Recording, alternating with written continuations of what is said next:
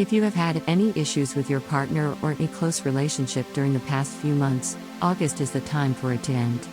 With the Mercury and Sun conjunction that happened on the last day of July in your 7th house, you will be blessed with celestial mediation. Listening and understanding will come easier regarding your relationships, putting you in a comfortable spot to heal any power imbalances in your love or social life. There is nothing more satisfying than having someone get what you need right away without the need for further clarification. This month will be an easygoing month where, despite your Aquarian eccentrics, you will be much more relatable in the eyes of your loved ones.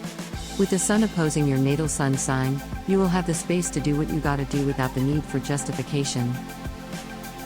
Adding to this solar vigor, Mars will be transiting through the sign of Virgo in your 8th house all month long. This can be a slightly uncomfortable transit as your frugality and the need to spend come clashing against one another. Mars in the 8th house becomes impulsive and disregards the Virgoan systematic approach to finances. Alternatively, this could also symbolize somebody in your life who is an overspender, possibly your partner if you have one. You might feel the need to cover up their slack with your tendency to want money matters to never be a problem. In this case, it is important to know when to let somebody deal with the consequences of their actions, even if you will end up being inconvenienced by their lack of discipline. Some people only learn by making their own mistakes, and if you keep attempting to fix these people's errors, they will never learn. The 8th house also deals with recovery, and a Mars transit might cause a reckless need to get back to your tasks before you are fully healed. Either way, this transit is about taking a step back, even if you do not feel like it. Another major influence from Mars is the square it will make with the lunar nodes from the 7th to the 14th. Last September, we started a new nodal cycle as the North Node entered the sign of Gemini. This happened in your 5th house, which means you might have felt a significant shift in the way you had to deal with your self-expression. This Leo season will be a pivotal moment for that development as the Sun in Leo brings our awareness to our identity and how we are presenting ourselves. Especially with the node in Gemini, you might have been challenged to take your creative ideas out of your head and into the paper. This Mars square transit will push you even further to assert your voice and your right to have a fulfilling and joyful life. You must be careful not to get carried away with all this potency Mars brings to the table. Yet, don't be afraid of stepping into your inner warrior and chasing the joy and excitement you know you deserve. Your creativity is your only limit. The new moon in Leo happening in your 7th house will likely get you feeling sexy and desired. For the single Aquarius, this is an excellent time to go on a date as you will be standing out from the crowd.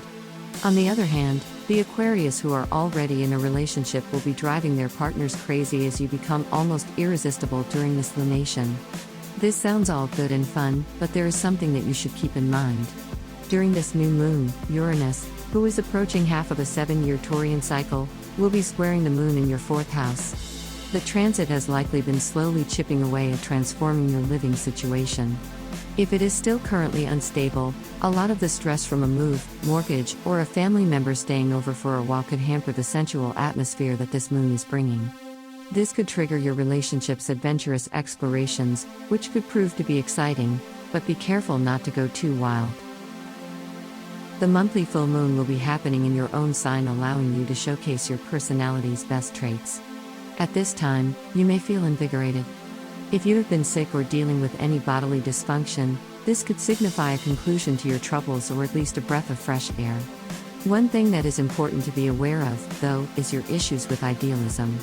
Though the full moon is the trigger for many endings and transformations, you have to exercise patience and avoid being too fixated on what is not going according to your plans. Letting go is called for here as a Saturnian full moon calls for patience as the good things in life come with time. Be thankful for the progress you made and for your greatness. Life keeps going on, and there's always time to polish up the little kinks in your plans. You may be afraid people can see all your mistakes, but it's really all in your head. Thank you so much for watching.